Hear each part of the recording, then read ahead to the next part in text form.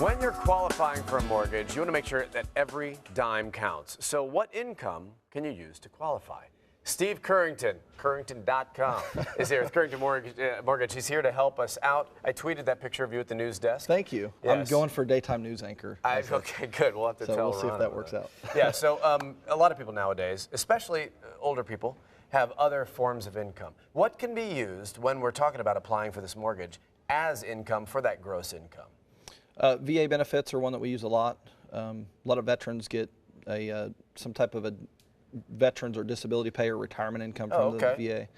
We can use that income. Social Security benefits. Some people are either retired and on Social Security, or they receive Social Security benefits from a dad who passed away and the mom gets it, or the kids get it, and we can use that as income. That can be used as income. Now, is it flat, exactly the same type of income that you have maybe from your full-time job?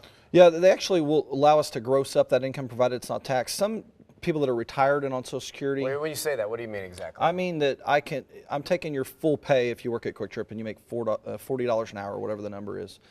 So on Social Security benefits, because it's a post-tax number that you get, if you make $1,000 for Social Security, I can gross that up by 25%. So I can actually count that as $1,250 a month. So when you get, obviously as that number increases, you can actually, for qualifying purposes for underwriting, they count it as more income. And the same thing with child support. Well, that's a good thing to be able to qualify for, but is it in the long run, is it the best thing to do to get every dime that you're making, or is it something that you may want to hold back on?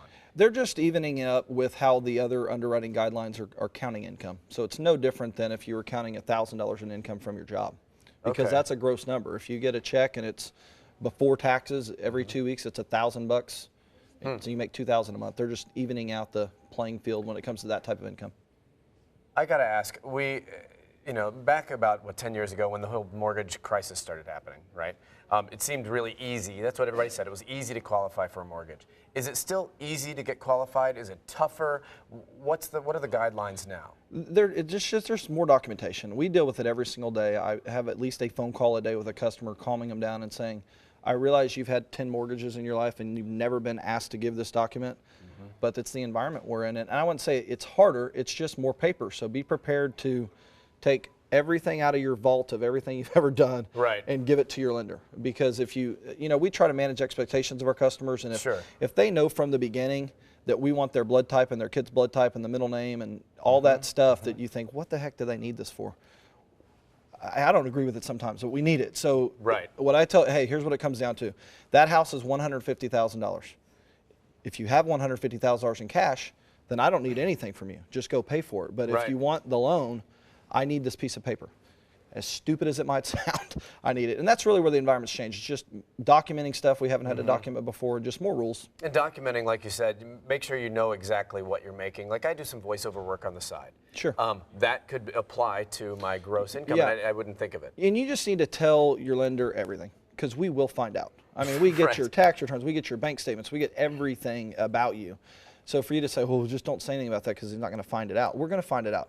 You just hope I find it out before it gets to underwriting and they find it out, because it's better to tell them about it ahead of time than for them to catch you and then try to explain it. It's a little bit different when that's like you're caught parenting too. Yeah, exactly. Tell me when you break the lamp, because when I find out a month from now. Thank you, sir. Appreciate it. Curringtonmortgage.com. You can reach Steve at Currington Mortgage.